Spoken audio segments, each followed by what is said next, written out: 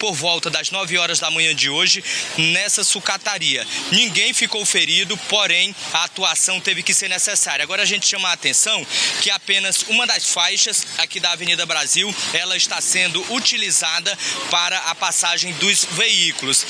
Porque pelo menos duas faixas tiveram que ser interditadas para a atuação dos militares do Corpo de Bombeiros e também da Defesa Civil aqui do estado do Amazonas. Os moradores de estabelecimentos próximos também acabaram sendo prejudicados por conta dessa situação. Aqui, por exemplo, é um estabelecimento que iria funcionar hoje na venda de frango, mas não chegou a funcionar por causa dessa situação. Com licença, meu amigo, como é seu nome? Alana. A senhora é a dona daqui? Não, responsável só. Mas trabalha aqui, inclusive, né? Foi mais ou menos que horas aí que tudo? Começou, era umas 8 e pouco para as 9 horas da manhã. Foi rápido, né? Agora é uma situação que vocês já haviam reclamado e até denunciado essa sucataria por conta da grande quantidade de material? Material de pessoas em situação de rua que fica enchendo de lixo, eles põem uns galpão alto aqui que eles jogam esse lixo dentro, é difícil de passar, é difícil de trafegar, o pessoal do ônibus tem que ir lá pro meio da rua para pegar ônibus, ninguém consegue estacionar daqui, é assim aqui. Agora a gente mostra aqui que o estabelecimento de vocês atua na venda de quê? De frango? De alimentação em geral. Iam funcionar hoje e acabaram sendo prejudicados. Hoje não, e a gente nem sabe quando, porque provavelmente vai ser interditado. Certo. Como é o seu nome? Alana. Dona Alana, muito obrigada. Ainda fica a situação do susto também. Eu queria pedir permissão aqui já para conversar com a comandante aqui da operação, que é a aspirante Lívia Melo, do Corpo de Bombeiros. Comandante, a gente conversava ali com alguns moradores vizinhos aqui do local que pegou fogo. Mas oficialmente, o que é que já deu para por aí acerca das circunstâncias desse incêndio? O que foi repassado para nós é que são dois depósitos de reciclagem e uma residência na parte de cima. Mas já foi feito o controle desse incêndio pelas nossas guarnições. Atuou aí 6 viaturas do Corpo de Bombeiros, 18 militares atuando na ocorrência, além do nosso drone que também foi utilizado para fazer o controle desse incêndio. Aproveitando aqui, nós estamos acompanhando essa ocorrência, inclusive desde o início, que vocês, essa operação foi considerada complexa, porque a gente viu a quantidade de carros, tanques aí abastecidos, mas também até o drone, que tem capacidade para mais de 500 litros de água, utilizado também nessa ocorrência de incêndio aqui na Compensa hoje. Positivo, a gente atua para cessar o incêndio e finalizar a ocorrência da forma mais breve possível. Por isso a gente acionou o maior número de efetivo aí, viaturas, para fazer esse controle. O drone até aqui. Comandante, muito obrigado, viu, pelas informações. Gato Júnior, vou pedir para você me acompanhar aqui, para a gente mostrar o trabalho que está sendo realizado aqui. E lá atrás também tem a situação de alguns imóveis que ainda estão registrando prejuízos em decorrência dessa situação. Inclusive, a Defesa Civil está no local para fazer essa parte de levantamento dessa situação. Vou pedir para conversar com o José Mendes, que é o diretor de operações da Defesa Civil, porque o incêndio foi na sucataria, porém, Mendes, existem imóveis próximos que podem ter sido afetados? Nesse momento aqui, esse imóvel aqui só foi evacuado devido à situação do encadeamento das chamas, mas só foram 2 imóveis, né, que são 2 pavimentos, mas graças a Deus nada grave. A família que morava em cima nós já retiramos, está em segurança, é um casal de jovens, né? O bombeiro está fazendo um trabalho de excelência aí, está fazendo o rescaldo nesse momento. Terminando o rescaldo, a gente vai olhar a edificação, se tem condições dessa família voltar ou não para essa edificação em cima. Levantamento que é feito agora pela Defesa Civil. Muito obrigado, Mendes, pelas informações. Nós vamos sair aqui do imóvel porque ainda está ocorrendo a atuação.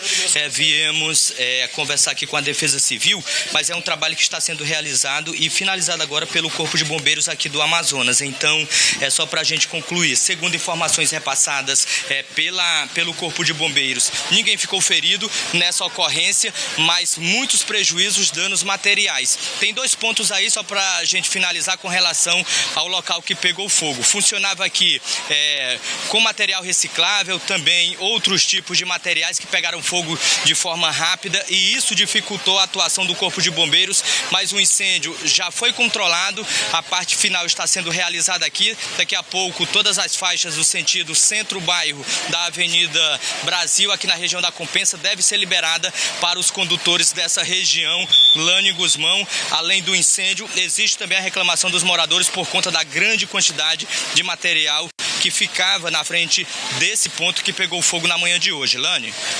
Obrigada, Juscelio Paiva, pelas informações, imagens ao vivo ali da Avenida Brasil, uma das principais avenidas da Zona Oeste de Manaus. Ali militares do Corpo de Bombeiros, Defesa Civil, moradores da região que estão atuando também, ajudando no controle desse incêndio, né? Agora, como disse o Juscelio Paiva, incêndio controlado, mas está nessa fase de rescaldo. E a gente está observando o trânsito na Avenida Brasil, que dá acesso à Zona Oeste, bairros da Ponta Negra, Santo Agostinho, Lírio do Vale, como também ao centro de Manaus. E a gente observa que o trânsito já está sendo impactado desde as 9 horas da manhã, quando começou esse incêndio. Estamos sobrevoando aqui a Avenida Brasil, na Zona Oeste da capital, e você observa já a fila, né, de carros aqui, o congestionamento na Avenida Brasil. Para você, inclusive, que vai sair daqui a pouquinho, já fica atento a esse trânsito. E se puder buscar uma rota alternativa, fica a dica, porque o trânsito tá complicado nessa região. Para você que está olhando aqui a televisão, imagens, inclusive, mostrando justamente este trecho da Avenida Brasil. Quem tá aqui saindo do centro em direção ao bairro, olha o impacto. Quem vem na Avenida Padre Agostinho Cavaleira, que pega o trânsito de quem sai da Zona Oeste em direção aqui ao bairro Compensa, trânsito na Avenida Compensa, na rua aqui que dá acesso ao bairro, trânsito também já é sentido no sentido contrário. Aqui a gente já vê o reflexo também no sentido contrário. Quem sai do bairro em direção ao centro, trânsito lento também no local. Um trecho ali você viu que o trânsito fica afunila, porque parte da via ali está parcialmente interditada, né, por conta dos carros, das viaturas do Corpo de Bombeiros que estão atuando nesse rescaldo. Então o tráfego lá fica complicado em alguns pontos da Avenida Brasil. A gente tem 3 faixas, mas a gente observa só uma fluindo nesse trecho aqui. Nesse trecho aqui, 2 faixas, uma delas interditada por conta dos veículos que estão atuando nessa ocorrência de um incêndio por lá, e só uma fluindo. E aí o impacto disso é o congestionamento em toda essa avenida. A gente está falando da Avenida Brasil, que é uma das principais avenidas, dá acesso à Prefeitura de Manaus, à sede do governo, à área comercial e principalmente vários conjuntos residenciais por aqui. A gente segue acompanhando todos os detalhes de lá. Informação para você que está chegando agora: incêndio na Zona Oeste. Por lá as equipes estão atuando no controle e o trânsito segue impactado com uma longa fila de carros, congestionamento no local, principalmente quem está saindo do centro em direção ao bairro. A gente vai seguir acompanhando e daqui a pouco traz mais informações de trânsito para você nessa região, para você que vai sair não chegar atrasado ao seu compromisso. Da Zona Oeste, agora a gente vai para outro ponto de Manaus, que é a Zona Norte. Moradores lá do conjunto Viver Melhor reclamam do acúmulo de água próximo aos bueiros. Olha só as imagens que foram enviadas para a produção do Jornal do Amazonas, primeira edição. Olha aí como é que tá a situação aqui, ó. O mais crítico agora é aqui, ó. Olha como é que tá aí, ó. Que fica aqui os apartamentos aqui, ó. Nós somos o primeiro apartamento de baixo. Aí os dejetos, entendeu? Tá saindo por a caixa, entendeu? Aí tá nessa situação aqui a gente aqui, ó. E vamos até lá ao vivo conversar com o Daniel Ramos, que traz pra gente a atualização. Oi, Daniel. Oi, Lani, bom dia a você, bom dia a todos que nos acompanham. A gente fala ao vivo aqui do conjunto Viver Melhor 2, no bairro Lago Azul, zona norte de Manaus, aqui na quadra 49, onde há pelo menos 3 semanas os moradores vêm convivendo com essa água, que infelizmente é uma água proveniente tanto ali das fossas quanto também das caixas de gordura. Uma situação, Lani, muito complicada, inclusive a todo momento a gente consegue aqui sentir o odor proveniente dessa água que fica acumulada e assim traz diversos prejuízos e transtornos aos moradores. Eu estou aqui com a dona Ivaneide, que mora aqui há mais de 10 anos. Ela, inclusive, também acionou a nossa equipe de reportagem, porque a dona Ivaneide, de fato, uma situação muito complicada e, é claro, apresenta um risco à saúde de todos os moradores. Bom dia. Bom dia. É isso mesmo, né? Porque faz 3 semanas que nós estamos assim. E agora o odor, o fedor horrível, tudo entupido, pia, banheiro, tudo, a gente pode fazer quase nada, que é tudo entupido. Perfeito. Vocês já entraram em contato, então, com a concessionária responsável por esse serviço de manutenção nessa rede de esgoto? Qual retorno vocês tiveram até o momento? Até agora nada, nadinha, resposta nenhuma, nem que eles vêm, não vêm. Perfeito. Uma situação de fato muito complicada, Lani. A gente vai caminhando aqui para mostrar aos nossos telespectadores a real situação. Você consegue observar que aqui tem um balde de gordura? Pois é, isso aqui já foi os moradores que abriram uma dessas tampas e retiraram esse acúmulo de gordura, mas como eu disse, uma dessas caixas também é uma caixa de fossa, ou seja, precisa de fato de um serviço especializado. E essa água, ela vai se espalhando no decorrer de todo o terreno aqui da quadra 49. Então, de fato, uma situação muito complicada, porque aqui, além dos moradores, também temos as crianças que no horário da tarde se reúnem para brincar. Infelizmente, tem que ter contato com essa água, o que apresenta um risco muito grande à saúde dos moradores. A gente vai caminhando aqui, Lani, para mostrar para você ter uma ideia do impacto na casa dessas pessoas. Coisas simples como utilizar o banheiro diariamente para tomar banho, fazer as atividades diárias. Hoje, aqui no Conjunto Viver Melhor 2, se torna um desafio. Eu estou aqui com o seu Josué, que também mora aqui há mais de 10 anos e vai relatar pra gente um pouco melhor sobre esse impacto. Seu Josué, de fato uma situação que vem ali trazendo diversos prejuízos a todos os moradores. Bom dia. Bom dia. Sim, é verdade. Começando pelo nosso esgoto, que o senhor acabou de ver lá, né? E vem a situação de dentro do apartamento aqui, ó, como vazamento. Ó, o vazamento aqui no banheiro, assim, não tem como a gente viver, ó. A gente vive sujo. Olha aqui onde ele tá filmando, aqui tudo alaga. Teto querendo desabar, teto do banheiro querendo desabar, os nossos quartos ficam cheios de mofo, parede também, e a gente não tem condição de ficar pintando com tinta boa. Aí nossa realidade é essa, a gente querendo só que ajuda, que alguém venha aqui ver nossa dificuldade de viver aqui no Viver Melhor. É isso, uma situação de fato muito complicada, Lani. Você consegue ter uma ideia de que essa água se acumula aqui no banheiro ao fazer atividades simples como tomar banho, né? Então essa água acaba invadindo toda a casa dos moradores. Aqui nós temos, ó, essa duela de porta que já foi corroída por conta, né, da grande umidade que a todo momento permanece dentro da residência dos moradores. Uma situação de fato muito complicada. Nós entramos em contato, é claro, com a concessionária que atua aqui na capital amazonense. A gente segue no aguardo de um retorno para saber quando esse serviço de manutenção vai chegar aqui no Conjunto Viver Melhor 2. Essa aqui é a quadra 49, fica no fim da rua Araúna, né? Então é aqui que os moradores estão sendo fortemente impactados mediante essa situação. A gente, é claro, vai seguir aguardando um retorno, né, um posicionamento para dar a essas famílias que hoje estão sendo fortemente impactadas. Volto com você. Obrigada, Daniel, pelas informações. A produção do G1 entrou em contato tanto com a CEMIF, que é a Secretaria Municipal de Infraestrutura, que é responsável pelas obras aqui em Manaus, né, obras públicas, como também a UGP, que cuida do conjunto, que cuida do Prosamin, que é a empresa, que é o órgão responsável pela construção desses residenciais. A gente segue aguardando o posicionamento. Assim que chegar, a gente traz para você aqui no Jornal. Agora vamos até o centro da capital, lá na Manaus Moderna, conversar com a Naine Carvalho, que traz informações sobre como está a situação por lá, após uma passarela de acesso à Balsa Amarela quebrar e cair no Rio Negro. Oi, Naine, bom dia.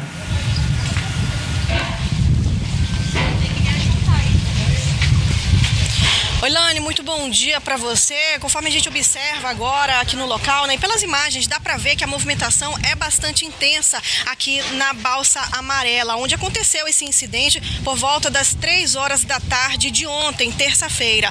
Inclusive, a nossa equipe esteve aqui no local, né, e registrou também que depois da queda da passarela, algumas pessoas ficaram sem ter como sair do local, o que acabou gerando uma preocupação.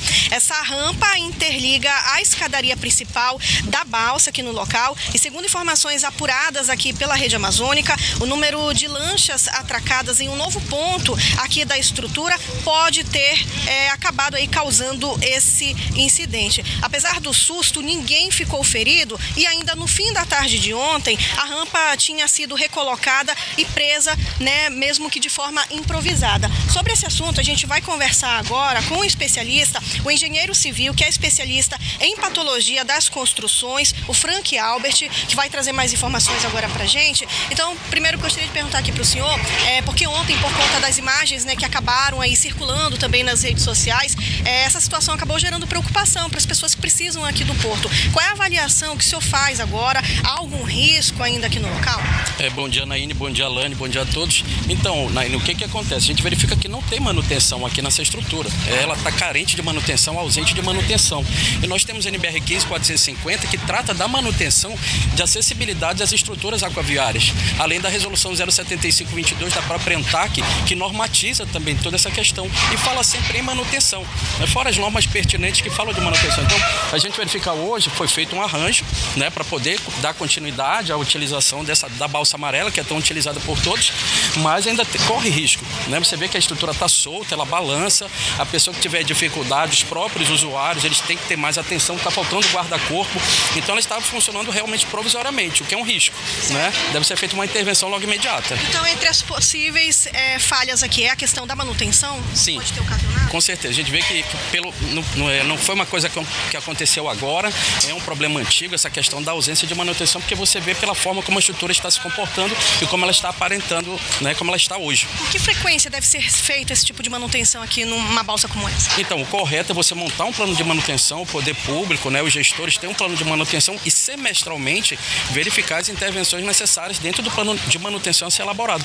Haja vista que ela tem um fluxo intenso, né? São muitas lanchas atracando, são os recreios atracando, o fluxo de pessoas. Então, a cada 6 meses é uma periodicidade ideal para fazer uma manutenção. Certo. A gente já mostrou aqui, né, que a rampa foi colocada novamente aqui de forma provisória. Mas o senhor, como especialista, o que deveria ser feito aqui de forma imediata? Primeira coisa, o acesso, né? Rever toda essa questão de acesso desde a escada, desde a altura de guarda-corpo, acessibilidade, toda a questão de acessibilidade. Você verifica que ela não tem nenhuma questão de acessibilidade esse acesso. Isso é muito ruim, porque você priva a pessoa de ter o direito de ir e vir. E a gente tem que entender que o transporte é um direito de todos. Então, a grande questão aqui desse sistema aqui da balsa amarela, né, e de todo aqui o nosso entorno aqui da cidade de Manaus, aqui da entrada da cidade, é a questão de acessibilidade que deveria ser verificada com mais carinho, com mais firmeza pela parte do poder público, né? E esse tipo de situação indica um problema que é pontual, pode ser um sinal de falhas estruturais em outros acessos semelhantes aqui no Porto de Manaus? Sim, pode haver falhas estruturais em outros acessos que podem gerar outros incidentes, como ocorreu ontem, e que precisam ser imediatamente verificados pela prefeitura, né, que dá todo esse acesso à balsa amarela, bem como a ANTAC, que é o gestor dessa parte aquaviária. Certo. Muito obrigada aqui pelas informações, pelas explicações. A gente vai conversar agora aqui com o gerente da balsa amarela, que é o Paulo Pereira, que está aqui no local. Então, a gente acabou de ouvir o especialista que apontou aqui alguns problemas, né, aqui no local, com uma questão aí de manutenção. E ontem mesmo, vocês inclusive, né, chegaram a colocar a passarela novamente aqui de forma provisória. Queria que o senhor falasse pra gente, atualizasse, né, o que está sendo feito aqui para garantir a segurança das pessoas que precisam aqui do porto. Bom, como o rio está enchendo, né, os cabos vêm ficando frouxos. E aí, através daquele temporal que deu, quebrou nosso cabo, nosso apoio que dá da balsa, né. Como o cabo quebrou, a balsa rodou um pouquinho.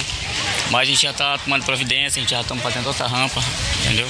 Hoje à noite já vai trabalhar aqui para ficar tudo organizadinho, né? Para não ter mais problema. Certo. Agora, durante o dia, a gente não vê esse trabalho sendo feito. Então, esse trabalho de manutenção vai ser feito durante a noite, é isso? Durante a noite, por causa do fluxo de gente, né? Muita gente agora não dá para trabalhar, porque desse jeito não tem condição. Mas à noite a gente vai trabalhar sim, tá? A gente vai cuidar sobre isso aí. Vocês devem providenciar também algum tipo de plano para manutenção, conforme o especialista disse? Sim, vamos sim. Vamos fazer tudo direitinho, tá?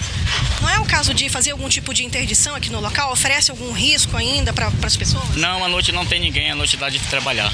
À noite, tá bom? À noite não tem como passar gente, não. A gente vai fazer... Mas durante o dia? Durante o dia não tem como trabalhar. Certo. É porque a gente vê que tem um fluxo muito intenso de pessoas aqui no local. Mesmo que de forma provisória, não oferece risco para as pessoas? Sim, oferece risco, mas a gente já está ajeitando aí o cabo, né? A gente vai apertar todos os cabos aqui e vai ficar bom. Não há necessidade de interdição? Não.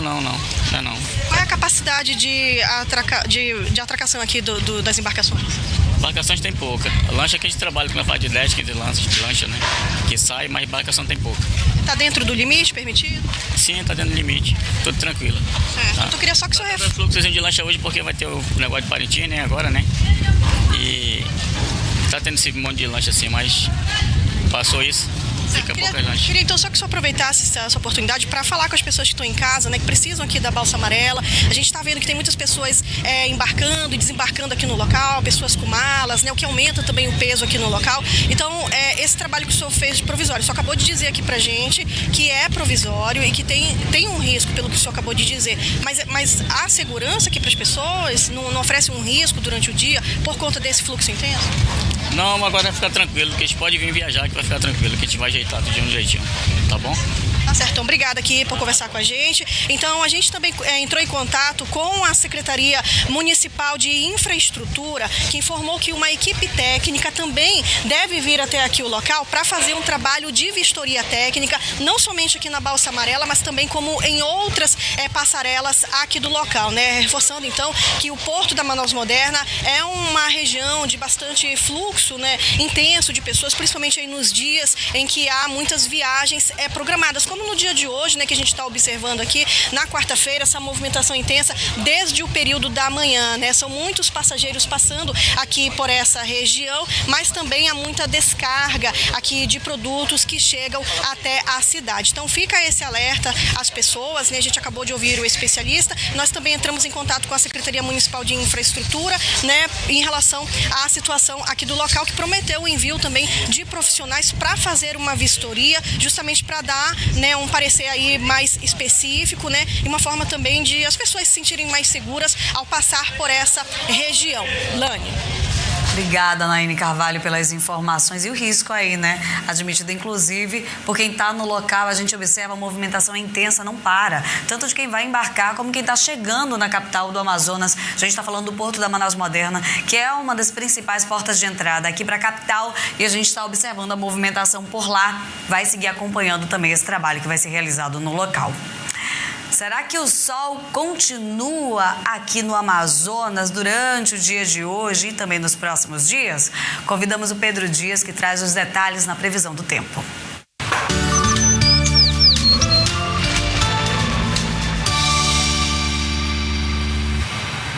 Bom dia, Lani, e um ótimo dia a você.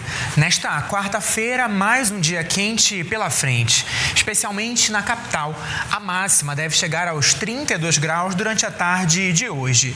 O predomínio é de sol na cidade, mas chuvas rápidas e isoladas podem acontecer entre o fim desta manhã e início da tarde de hoje. Já para amanhã, quinta-feira, sol entre nuvens. A expectativa por chuvas rápidas durante a tarde continua. A temperatura até cai um pouco, vai para os 31 graus.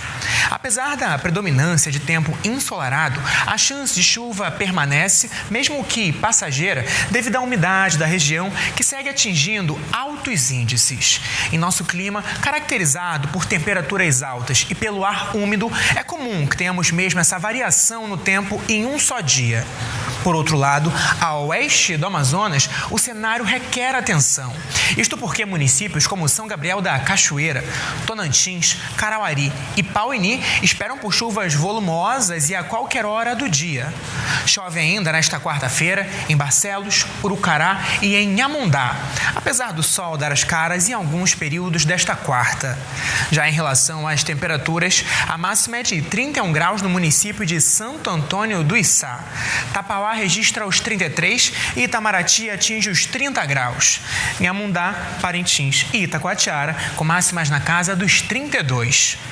Um ótimo dia a você que nos acompanha. A gente se vê. E vamos até agora com informações do interior do Amazonas, em Barcelos. Um homem suspeito de cometer um duplo homicídio na madrugada do último domingo foi preso e transferido para a capital por medida de segurança. Adalto Silva traz mais informações desse caso. Bom dia, Adalto.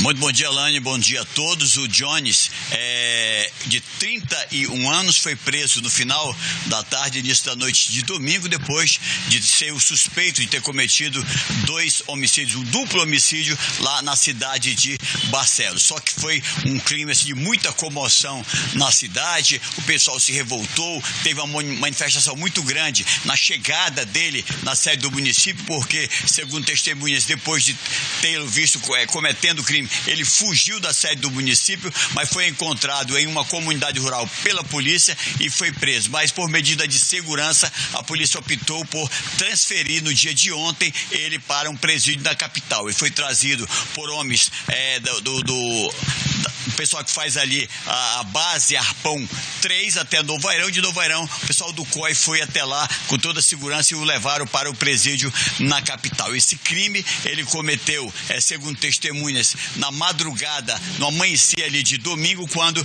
depois de ter ido a um evento no município, ter encontrado a sua ex-companheira, que já está separada aí há pouco mais de um mês, ele a viu com um outro companheiro, ele não resistiu ali, seguiu o casal na madrugada e no amanhecer do domingo ele arrancou uma telha da casa, entrou e com um terçado na mão desferiu golpes que foram a óbitos, tanto o Ednilson Chau, de 37 anos, e a Nájila Carvalho, de 31, que era a companheira dele, e depois deu toda essa tragédia com esses dois casos. Agora a gente vai seguir acompanhando, porque ele agora vai prestar todos os esclarecimentos na capital do estado. Os dois já foram sepultados lá no município. Chama a atenção, Lani, a quantidade de crimes que vem ocorrendo com um alto teor assim de periculosidade, também de muita raiva no interior do estado, porque nós tivemos, final de semana passado, 2 homicídios que deixaram 7 pessoas mortas, entre elas 5 vítimas e 2 suspeitos de terem cometido os crimes.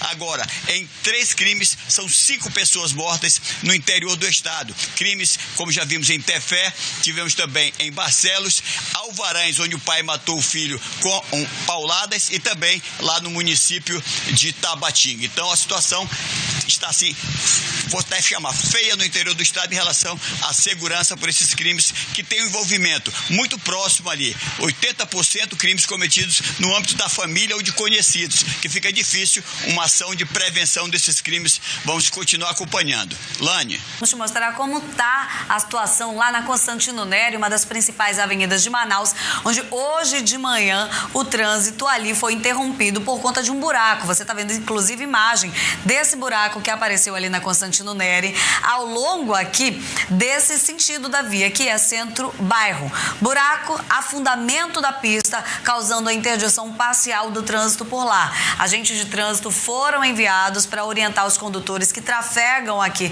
por essa avenida. A gente está falando de uma das avenidas mais movimentadas nessa região, que passa inclusive ao lado do terminal de integração 1, o terminal 1T1 lá da Constantino Nery. Para você que quer ver como é que está o trânsito por lá, agora o trânsito foi totalmente bloqueado nesse sentido centro-bairro, neste trecho. Então quem vem aqui da Constantino Nery pelo centro vai ter que dar a volta ali pela Leonardo Malcher, acessar a Ferreira Pena, depois a Avenida Airão e só lá na frente retornar para Constantino Nery. E olha o reflexo disso aqui. A gente observa trânsito praticamente parado, bem ao lado do T1, passando aqui, olha, justamente do centro em direção ao bairro. No sentido contrário, também tem lentidão no trânsito, como a gente está observando aqui nas imagens do Waze, que faz o monitoramento em tempo real. Então você que vai para o centro de Manaus ou tá na Zona Sul e vai seguir em direção ao bairro, se puder buscar uma rota alternativa, fica a dica, porque o trânsito na Constantino Nery, sentido centro-bairro, está interditado logo depois ali do T1.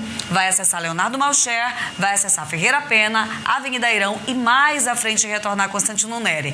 Tem agentes de trânsito por lá fazendo ali a orientação para os condutores, mas o tráfego na região está muito lento por conta dessa interdição parcial. Inclusive, daqui a pouco a gente vai para lá para te mostrar como é que está a obra. Por lá, trabalhadores da CEMIF já estão atuando para resolver esse problema do afundamento da pista e dos buracos que apareceram na madrugada de hoje. E em Rio Preto da Eva, moradores reclamam da falta de manutenção de infraestrutura das ruas. Em alguns trechos, nem asfalto tem mais. Em várias ruas da cidade, o asfalto que um dia existiu deu lugar a crateras. Os buracos já são velhos conhecidos e o mato toma conta da rua.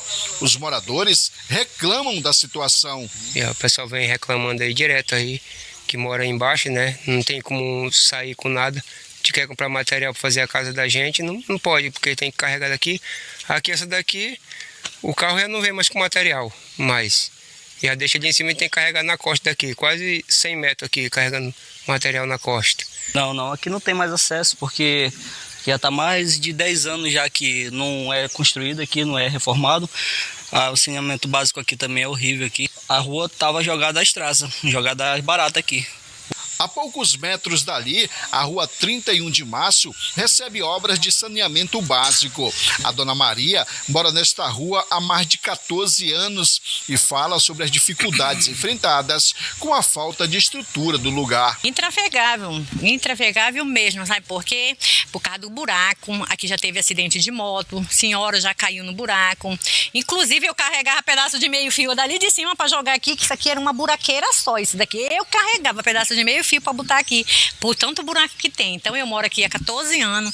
Se falarem que aqui tinha rede de esgoto, é mentira, que não tinha rede de esgoto. Para quem conviveu por muitos anos com o alagamento da rua, enfim, a esperança de ter rua reformada. Graças a Deus agora o pessoal entraram para fazer as obras, né? Com certeza vai sair. Só o tempo que não está ajudando por causa da chuva, né? Mas vamos ter fé que vai sair para ficar uma coisa bem bacana aqui para nós, né? Enquanto isso, outras ruas próximas aguardam a execução dos serviços de infraestrutura. Nós estamos enfrentando assim, um inverno bem severo, mas desde o ano passado, quando a gente assumiu a prefeitura, a gente fez um levantamento de todas essas áreas. Temos consciência, bairro por bairro. Foi iniciado um trabalho com um convênio com o governo do estado de recapeamento de 22 ruas, sendo essas 22 ruas, 10 têm a maior necessidade do que as outras, né, de fazer o sistema de drenagem das águas, por ter um volume muito grande, e também algumas estarem em áreas que já estão ali com a questão de erosão. E a Justiça decretou a prisão preventiva de uma mulher suspeita de envolvimento na morte de uma adolescente em Tefé. Vamos conversar ao vivo com a Pamela Souza, que traz atualizações desse caso. Bom dia, Pamela.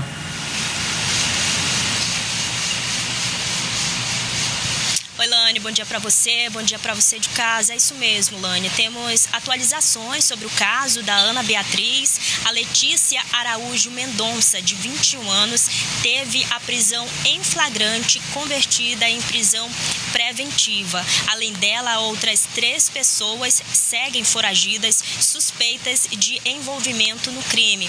Segundo informações do 3º Batalhão da Polícia Militar, entre as foragidas está uma irmã de Letícia, que é menor de idade, e outras 2 mulheres maiores de idade. A identificação estão com a Polícia Civil, por isso nós solicitamos nota, mas até o momento não tivemos retorno.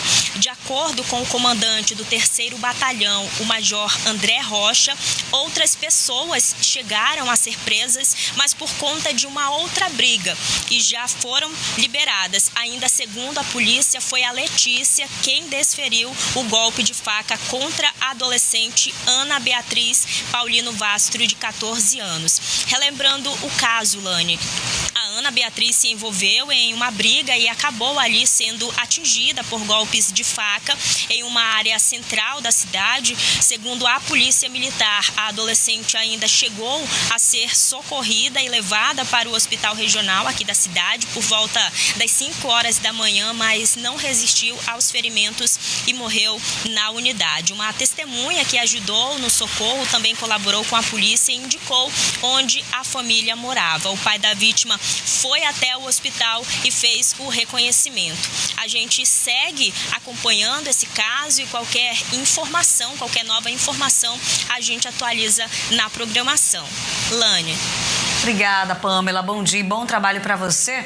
E tem informações da apreensão de drogas realizada hoje de manhã em uma embarcação que estava lá no Porto da Manaus Moderna. Naine Carvalho traz os detalhes para a gente. Oi, Naine.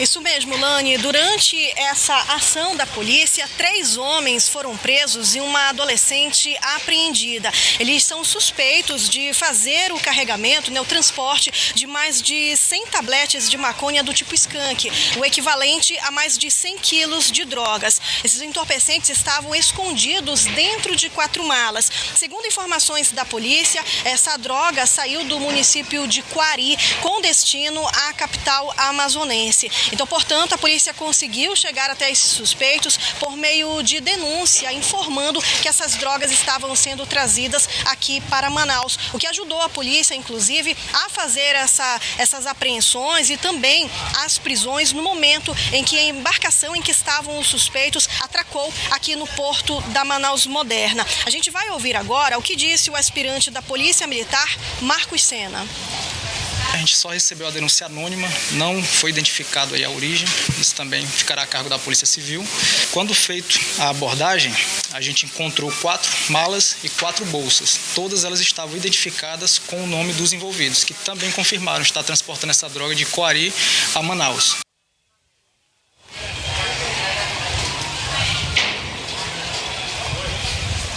Ao todo, portanto, foram apreendidos 106 tabletes de maconha do tipo skunk. Os suspeitos disseram que estavam responsáveis apenas por fazer o transporte dessas drogas. O entorpecente foi levado juntamente com os suspeitos para a sede do 1º Distrito Integrado de Polícia. E esse caso foi acompanhado pela 24ª Companhia Interativa Comunitária. Lani. Obrigada, Naine. Bom dia, bom trabalho para você. E tem informações agora sobre a situação da BR-319. A presidente do Tribunal Regional Federal da 1ª Região derrubou a liminar que impedia o DENIT de seguir com a licitação para obras no trecho do meio da BR. Sobre esse assunto, vamos conversar ao vivo com o Wellington Lopes, que traz atualizações desse caso. Uma reviravolta, né, Wellington? Exatamente, Elane. Bom dia para você, para todos que estão com a gente no Jan 1. Foram 2 decisões que movimentaram aí essa questão que envolve o reasfaltamento do trecho do meio da BR-319. 2 decisões importantes no mesmo dia. Na parte da manhã, a juíza federal Mara Elisa Andrade, da 7ª Vara Federal Ambiental e Agrária da Seção Judiciária aí do Amazonas, acolhendo uma ação civil do Observatório do Clima, concedeu uma liminar para o Observatório do Clima, determinando que o DENIT, num prazo de 70 dias, não poderia tocar em frente à licitação para os 4 lotes de reasfaltamento lá do trecho do meio da BR-319. Então, impedia o DENIT de prosseguir aí com o andamento da contratação das empresas. Só que o DENIT foi rápido. No mesmo dia, o Departamento Nacional de Infraestrutura de Transportes, por meio da Advocacia Geral da União, recorreu dessa liminar aqui em Brasília, no TRF1, Tribunal Regional Federal da 1ª Região. E a desembargadora federal Maria do Carmo Cardoso, que é presidente da Corte, derrubou então a liminar. Com isso, o DENIT pode prosseguir com o processo licitatório. A ideia é fazer a contratação desses 4 lotes para que as obras comecem em maio. O DENIT quer passar asfalto de novo em 340 quilômetros lá daquela parte central da BR-319, que está bastante danificada. Mas essa ação, ela vai prosseguir na justiça. O mérito dela ainda será discutido. E a questão toda envolve a nova lei do licenciamento ambiental, porque o DENIT, para agilizar o reasfaltamento da BR-319, se baseou na nova lei, que permite fazer essas melhorias lá no trecho do meio sem um novo licenciamento ambiental. O Observatório do Clima contesta isso. Então, essa questão ainda será discutida na justiça, mas a liminar caiu, então o DENIT pode seguir em frente com a contratação. Lani. Vamos falar de trânsito aqui na capital. Para você que vai sair daqui a pouquinho, tem informações do trânsito para você na Avenida Djalma Batista, uma das principais avenidas da Zona Centro-Sul.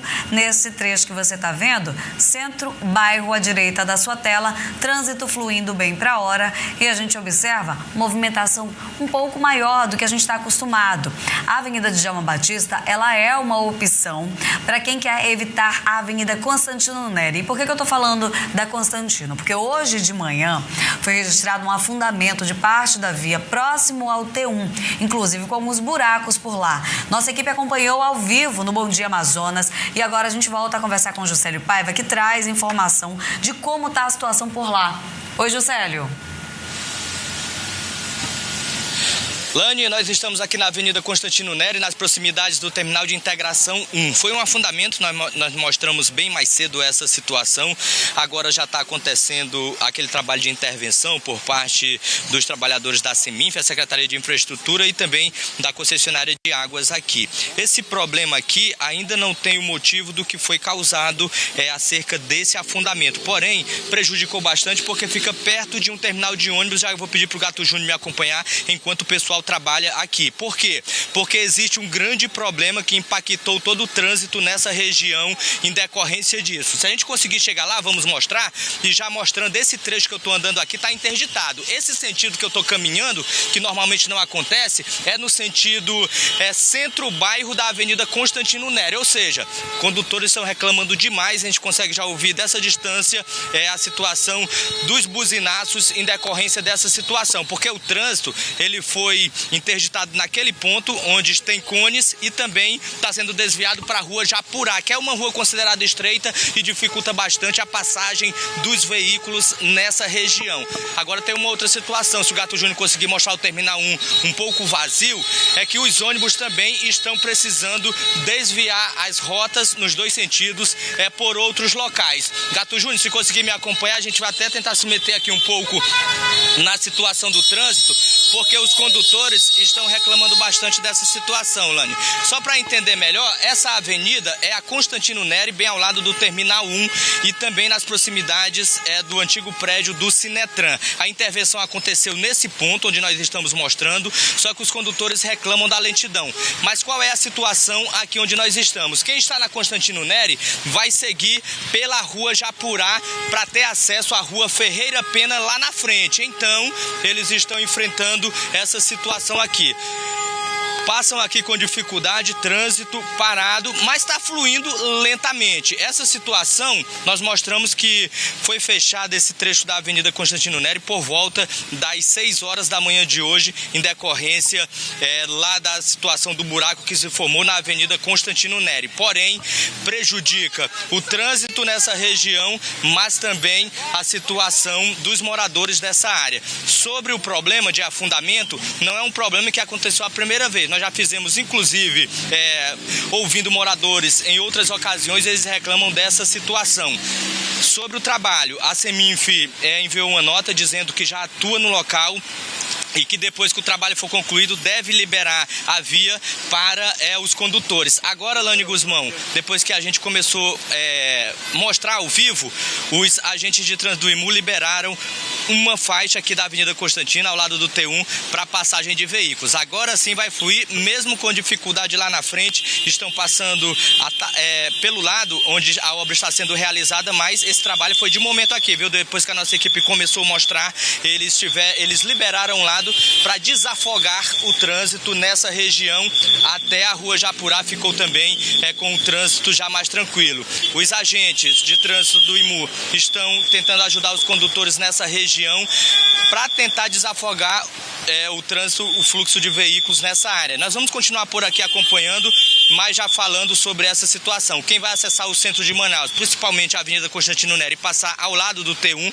que evite essa região, tente rotas alternativas. Uma delas é a rua Japurá, mas que agora há pouco estava bastante carregada por conta da grande quantidade de veículos que trafegam por essa área. Sobre o afundamento de parte da pista, segundo a Prefeitura, o trabalho está sendo executado e nas próximas horas o trânsito pode ser liberado para os condutores nessa área central da capital. Lani. Obrigada, Juscelio. Imagens ao vivo, Avenida Constantino Nery, ao lado do T1, para você que vai sair daqui a pouquinho. Olha só como é que está o trânsito por lá. Trânsito lento, congestionamento ao longo da Constantino Nery. Para quem sai do centro, é uma das principais avenidas. A gente está falando também de um terminal de integração de grande movimento. Quem vem aqui para o T1, sai daqui para outros terminais da cidade ou vai para outros bairros também. É um dos principais terminais de integração aqui do transporte público na capital. Você está vendo ali imagens de agentes do Instituto Municipal de Mobilidade Urbana fazendo orientação dos condutores que passam aqui pela rodovia. Impacto principalmente de quem está saindo do centro, está saindo da Zona Sul sul de bairros como Centro, também educandos em direção ao bairro. Olha só como é que está ali o trabalho sendo realizado pelas equipes da Seminf. Como o Juscelio falou, foi liberada agora uma faixa aqui da Constantino Neri para seguir fluxo, mas a recomendação é evitar realmente a Constantino Neri, porque o que a gente observa é que tem máquinas no local, eles abriram ali a via justamente para resolver esse problema de afundamento na pista, afundamento que, segundo a Seminf, foi identificado ontem à noite, na madrugada, já tinha sinalização aqui evitando o tráfego na região, inclusive com um desvio feito pela Leonardo Malcher, seguindo pela Ferreira Pena, acessando a Avenida Airão e depois retornando pela Constantino Neri. Trânsito no local está complicadíssimo, tanto de quem sai do centro em direção ao bairro, como quem vem no sentido contrário. Muita gente, inclusive, acaba parando ali para verificar o que está acontecendo, o trânsito fica mais lento e a gente observa bem isso aqui, olha, no aplicativo Waze, que faz esse monitoramento em tempo real. Para você que está vendo aqui a imagem, a gente está aqui no centro de Manaus, passando ao lado do terminal de integração 1. Aqui já tem, olha, a interdição, bem aqui, passando do T1, interdição que segue até a Avenida Airão. Interdição total no momento, Juscelio Paiva falou que liberaram ali uma faixa, mas a gente observou que já um carro estacionou no local, ou seja, voltou a ser interditada total de novo para a realização dessa obra que vai ali resolver, segundo a Seminf, esse problema de afundamento na pista ao lado do T1. Com isso, a gente observa o trânsito também sendo comprometido em outras ruas aqui nessa região, principalmente na Ferreira Pena, por onde está sendo feito esse desvio, e segue aqui pela Avenida Airão. Trânsito também que segue até a Avenida Álvaro Maia. Olha o reflexo aqui dessa obra que está sendo realizada no local após o afundamento da pista. Trânsito aqui no contrário, a gente não consegue observar tanto impacto, mas nas imagens que a nossa equipe mostrou agora há pouco, a gente observa também que está lento. Quem está vindo do bairro em direção ao centro vai encontrar um pouco de lentidão aqui na Constantino Neri, principalmente quem vai para a área aqui do centro histórico da capital. Por lá o trabalho está sendo realizado nesse momento pelas equipes da Seminf. Não há previsão para quando será concluído, né? Se vai ser concluído hoje, eles devem informar ao longo do dia e claro que a gente traz nos nossos telejornais aqui para deixar você muito bem informado. Tá complicado o trânsito agora, 11 horas e 39 minutos, deve ficar assim ao longo da tarde, né? Porque a gente sabe que a movimentação ali, principalmente 4 e 5 horas da tarde, é bem maior. Se puder evitar essa área, fica uma dica para você para evitar o congestionamento. Vamos falar de mercado de trabalho? Mesmo com o avanço do empreendedorismo, o emprego com carteira assinada ainda domina no estado. Na zona norte de Manaus, no bairro Cidade de Deus, o Renan organiza o dia a dia de entregas na distribuidora em que trabalha. Há 10 anos ele trabalha de carteira assinada e foi crescendo aos poucos na empresa. Eu comecei aqui como repositor, fui conquistando outros espaços dentro da empresa, depois fui para vendas, depois da venda fui para compras, depois de compras assumi agora a parte de subgerência para gerenciar as lojas, que a gente tem outras unidades aqui perto também. E é um benefício muito bom, né? A questão da CLT, que ele assegura a gente como trabalhador de carteira assinada e com esses benefícios, né? Do outro lado da cidade, na Compensa, o Constantino administra o próprio negócio. Faz as contas, organiza, faz parte de um sonho realizado desde que ele, que é venezuelano, veio com toda a família para Manaus durante a crise no país. Nada melhor que trabalhar para ti mesmo, né? Tu tem aquele um pouquinho mais de liberdade econômica, um pouquinho mais de liberdade de tempo. É muitas as variantes, não é igual tu trabalhar para outra pessoa empregado que trabalhar para ti mesmo. Nas ruas, as opiniões sobre trabalhar de carteira assinada ou por conta própria também são divergentes. Eu trabalho por conta própria. Eu ainda prefiro estar de CLT, por enquanto. É formal, porque tu não teria um patrão no teu pé. O mercado de trabalho no Amazonas segue em expansão, embora com sinais de desaceleração nos últimos meses.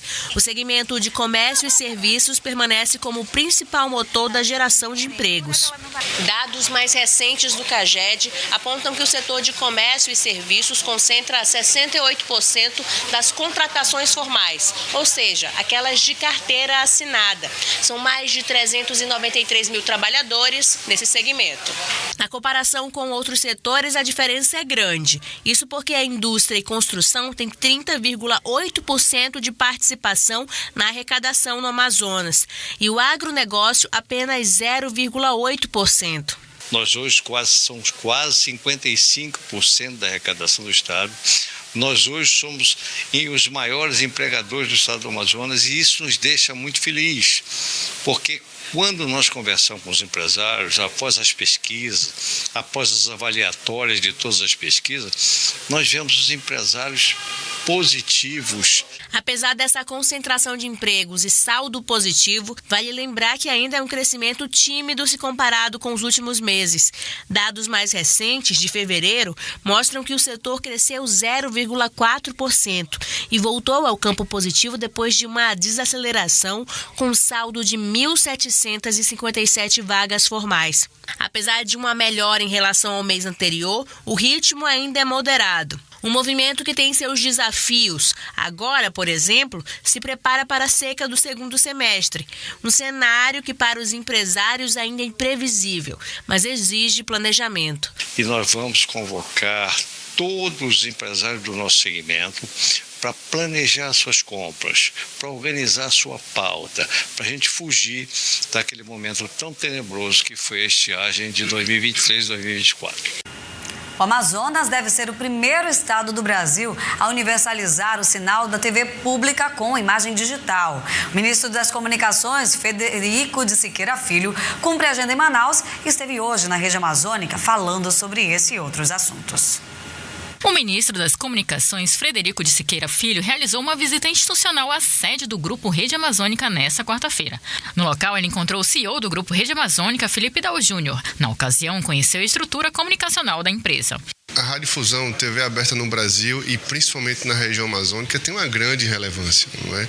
E dentro do nosso governo, do nosso ministério, o nosso papel é fortalecer cada vez mais o papel da TV aberta no Brasil, por entender que ele faz um verdadeiro jornalismo, um jornalismo correto, que comunica de forma correta a nossa população nos principais acontecimentos do Brasil e do mundo. O ministro também ressaltou que a visita marca um momento importante para o estado, que se tornou o primeiro do Brasil a ter 100% de cobertura por TV digital pública. O estado do Amazonas, por ter essa grande extensão territorial, ter as suas dificuldades na área de logística, a gente priorizou os investimentos para que a gente consiga aí realizar essa expansão dos canais de comunicação da TV pública no Brasil. Na ocasião, o CEO da Rede Amazônica destacou as plataformas e produtos da Rede Amazônica que conectam toda a região, além de apresentar toda a estrutura logística usada na programação. Temos também aí um trabalho que estamos desenvolvendo com o Ministério, evidentemente, com a Globo e particularmente aqui no Amazonas, com a Suframa, de forma que a gente possa transformar o estado, a cidade de Manaus na cidade de teste e de desenvolvimento da TV 3.0 no Brasil. O ministro segue em agenda oficial no decorrer do dia, onde irá visitar escolas municipais contempladas com programas de conectividade do governo federal. Tem mensagem chegando, vamos direto para a sua participação aqui no Jornal do Amazonas, primeira edição. Você que manda mensagem para a interatividade. Sueli, olha como está a nossa comunidade aqui no bairro Grande Vitória, Rua Mururé. Estamos abandonados, disse aqui, olha, e a imagem que ela enviou, mostrando a quantidade de buracos, poça d'água ali acumulada na zona leste de Manaus. Joãozinho, situação complicada com esse buraco no Jorge Teixeira, quarta etapa, Rua Arruda. Cada dia fica maior. E ele fez um vídeo para mostrar como está a situação por lá também. Jorge Teixeira também na zona leste de Manaus, mais um relato de morador reclamando, da situação nas ruas, falta de manutenção na infraestrutura dessas vias. Tem mensagem aqui da Railene, com relação à Balsa Amarela, a gente paga para entrar com mercadoria e para onde vai esse dinheiro, que não fazem manutenção. Railene comentando sobre esse incidente ontem à tarde por lá, da rampa que caiu no rio. Jéssica, gostaria de fazer esse relato de utilidade pública. Moro nessa rua onde atualmente funciona uma sucata. Infelizmente não temos mais calçada, porque a mesma toma conta. Nos arriscamos a passar pela rua porque a calçada está ocupada, olha com o quê? A quantidade de entulho, de lixo jogado por lá. Ela não deu o endereço aqui, mas fica a imagem aqui da situação. Lá do outro lado tem até uma um dizer ali na parede, né, proibindo para as pessoas não jogarem lixo, mas é muito lixo acumulado. Tem mais mensagem, inclusive, dela, a Jéssica, que mandou fotos de vários ângulos para mostrar todo o impacto que causa nessa situação por lá. Praticamente tomando a rua, né, Jéssica?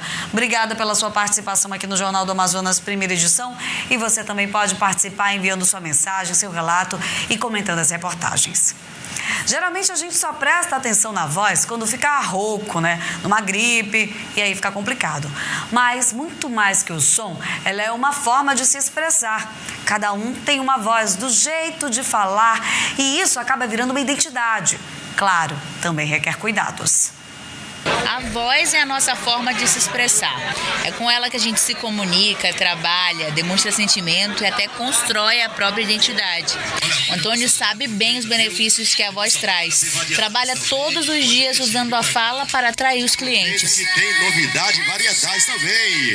Promoção também tem aqui, viu? Segunda a segunda, tô aqui. É mesmo? Como é que você lida quando chove, fica gripado, essas coisas? Sim, eu tô gripado, eu tomo água de limão com sal, faço gargarejo e assim vai, entendeu? Mas nem sempre cuidamos tão bem desse instrumento. No dia a dia, hábitos simples podem prejudicar a saúde vocal. Falar em excesso, gritar, não beber água, até esse tempo de chuva e sol oscilante de Manaus. Apesar de eu também ser da área da comunicação, mas eu não cuido muito assim da minha voz, não, vou ser sincera. Para quem perde a voz, mesmo que parcialmente, o impacto vai muito além da comunicação. É como perder uma parte de si. Depois de um problema de saúde que exigiu intubação e traqueostomia, o Nildo precisou reaprender algo que parecia simples: falar. Porque às vezes a gente não conseguia entender o que ele queria que a gente compreendesse, né? E agora não, e agora ele já tem todo esse acompanhamento, né? E essa evolução que tá, graças a Deus, muito boa. Hoje, com a fonoterapia, a evolução é nítida. Ele até arrisca frases inteiras com a nossa equipe. Minha voz bacana. A nossa voz vai muito além da fala. Ela carrega a nossa identidade, força de expressão. Por isso que quando ela falha, até o cotidiano, tarefas comuns do dia a dia podem parecer mais difíceis. Nesses casos, o acompanhamento profissional é fundamental. Ajuda a prevenir e até lidar com problemas relacionados à fala. A nossa voz é a nossa identidade, né? A voz é importante desde a gestação, desde a barriga até o idoso, né? Para se comunicar com a família. Cuidar da voz é olhar com carinho para a forma como a gente se expressa no mundo. Em casos como o do Nildo, ela traz de volta a chance de demonstrar sentimento.